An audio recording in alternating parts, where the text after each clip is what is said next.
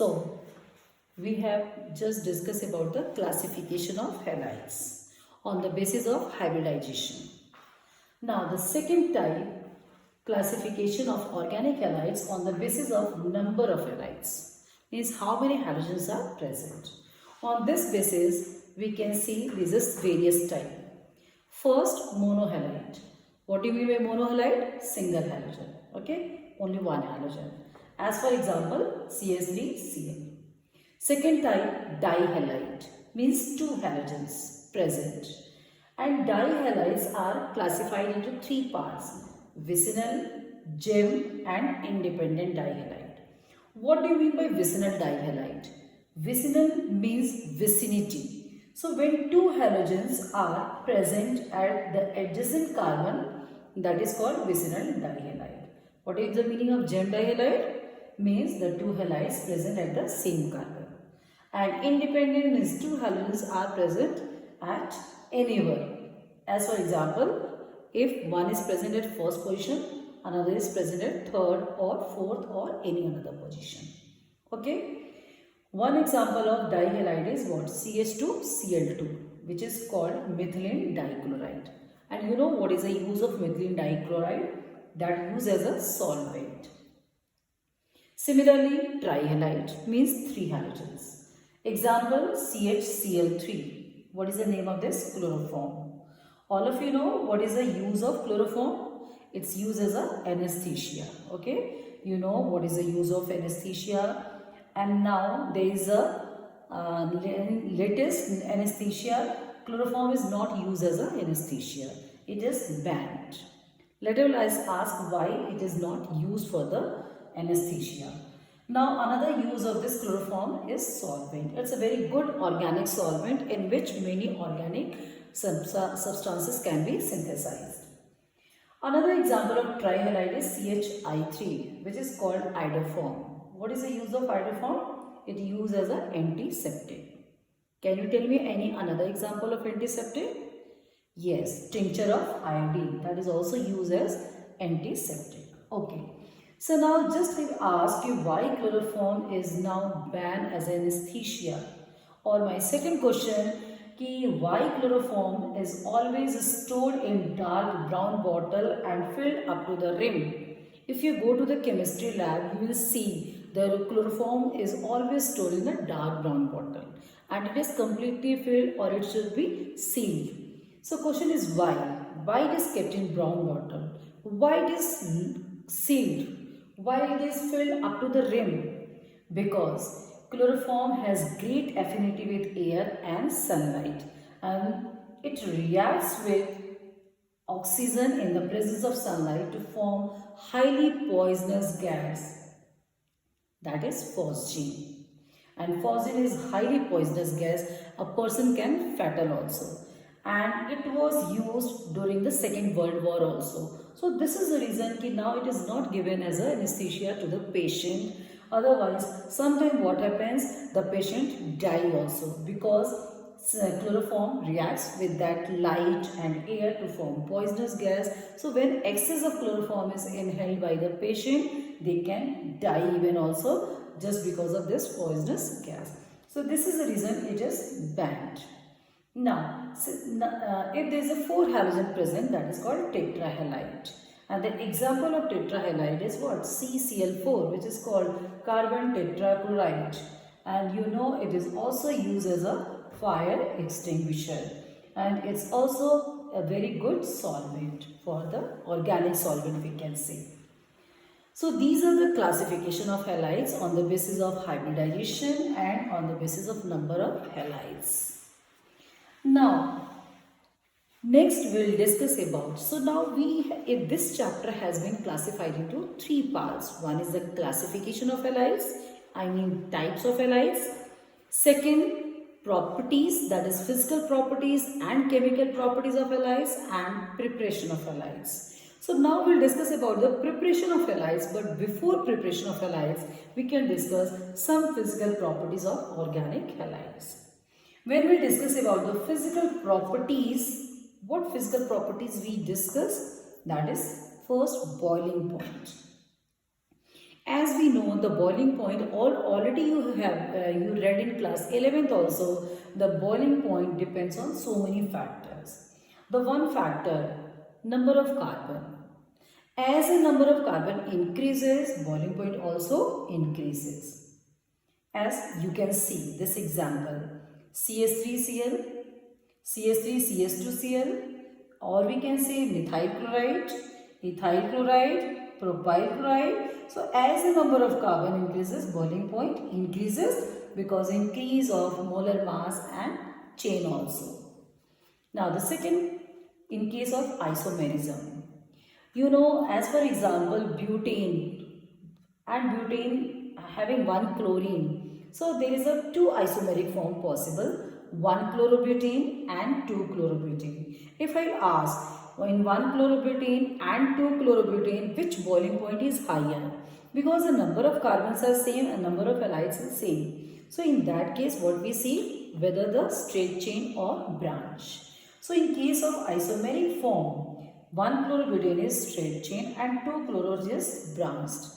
So already you read in class 11th also कि straight chain boiling point is always higher than branched. Why? Because straight chain having large surface area, so more van der Waals interaction, and due to more van der Waals interaction the boiling point is higher. So always straight chain boiling point is higher than branched because of large surface area, large van der Waals interaction. Right? Now we can see more examples. CH3F, CH3Cl, CH3Br, CH3I. When alkyl group is common and when halogens are changes fluoride to chloride to bromide to iodide, what we see? The boiling point increases. And why boiling point increases? Because the size of halogen increases, so surface area increases and van der Waals interaction increases. So simply we can say halogen size increases, the van der Waals interaction increases and boiling point also increases. One more example we can take. CH3Cl, one halogen, CH2Cl2 dihalide, CHCl3 trihalide, CCl4 tetrahalide. So as the number of chloride increases, or we can say hydrogen decreases, the boiling point increases. Again the same reason, because the halogen size is larger than hydrogen. So number of halogen increases, the size increases, the surface area increases and van der Waals interaction also increases. And in case of aromatic dihalide as orthodichlorobenzene and paradichlorobenzene, which boiling point is higher? In this case, the ortho boiling point is higher than paradichlorobenzene. Why? Because you can see the ortho, the net resultant are in the same direction. Okay, and hence the dipole moment is greater than 0. So this is polar in nature. While paradichloro, you can see there is an equal and opposite direction, so net resultant is mutually cancelled out. And due to mutual cancellation of the net resultant, the dipole moment becomes 0. And hence the compound is non-polar. So you know the polar is always greater than non-polar. Means as polarity increases, the van der Waals interaction increases and hence the dipole moment and boiling point also increases. Right? So this is the explanation of boiling point. Now the next physical property is melting point. Melting point, generally we discuss 1-2 examples we can discuss. As for example, the isomeric form, straight chain and branched. Which boiling point was higher? Straight chain. But in case of melting point, it is just reverse. Means straight chain boiling point is higher while branched melting point is higher. Because melting point depends on stability, symmetry, crystalline compact structure. So as the branches increases, they become more and more compact, and due to compactness, the melting point increases. Clear?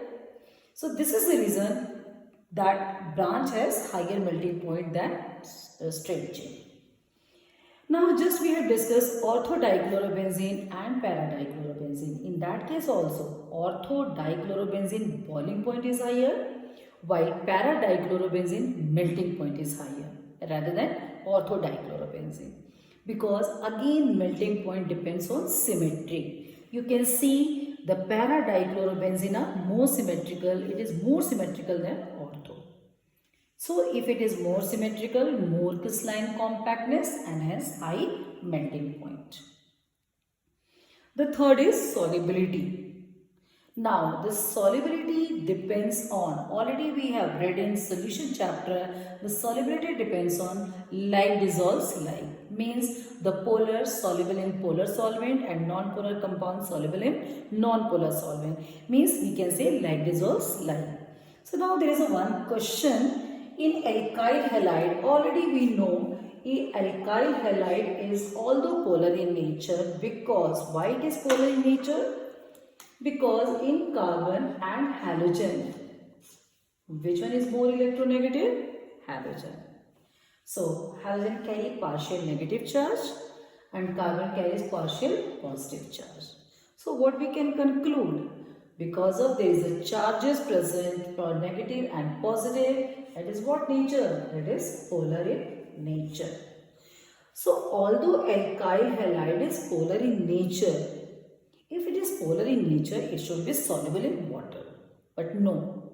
So the question is, although alkyl halide bonds polar, but less soluble in water and more highly soluble in organic solvent. So it is polar in nature, so it should be soluble in water, but it is sparingly soluble in water, but highly soluble in organic solvent. And this question generally come in the board exam even also. You can see 2013 the same question came and most of the students write not a very accurate answer. Because what will be the correct answer, what accurate answer you have to write in the board exam, that is very important for you. So what we can say, it is polar in nature, so it should be soluble in polar or water solvent, but not. So now why? Because we know organic compound, only those organic compounds soluble in water which can form hydrogen bond with water molecule, which can form intramolecular hydrogen bond with the water molecule. So here is question, it is polar but it cannot form hydrogen bond with the water molecule. Why it cannot form hydrogen bond with the water molecule? Because it's when it is, suppose we have water and now we are adding alkyl halide. So what is a solvent and alkyl halide is solute. So when you add any solute in the solvent, so solute particles come between the solvent molecule by breaking its intramolecular interaction. So you know in water molecule already hydrogen bond is there, already intermolecular hydrogen bond is there. So when we add any alkyl halide, this alkyl halide first break the hydrogen bond of the water molecule, between the water molecule, and then can interact with the water. Okay. So when we add alkyl halide, it breaks hydrogen bond of the water molecule, but the energy release is not sufficient to break the rest of the hydrogen bond between the water molecules, and hence it cannot break the further hydrogen bond, and hence cannot break the hydrogen bond, so cannot form the hydrogen bond even also. So why alkyl halide is immiscible or sparingly soluble in water? Because the energy released is not sufficient to break the hydrogen bond of the water molecules, and hence cannot form hydrogen bond with the water molecule. So cannot break and cannot form hydrogen bond with the water molecule. So not soluble or very sparingly soluble, very partially soluble. But second, it is not very much soluble in water but highly soluble in organic solvent. Why? Now I think that it is clear for you. Because the energy released in organic solvent is sufficient, and if too much energy is released, so it can easily interact with the organic solvent. Means the solute solvent interaction become very strong, and when solute-solvent interaction is strong, miscible, and hence highly soluble in water. I hope it is clear. So now we have to discuss these physical properties, even density also, though that is very minute thing. So basic physical properties which we have to discuss, that is a boiling point, melting point and solubility. Okay. So in next class we will discuss about preparation of alkyl halide and aryl halide. Okay. So thank you so much. So revise this topic.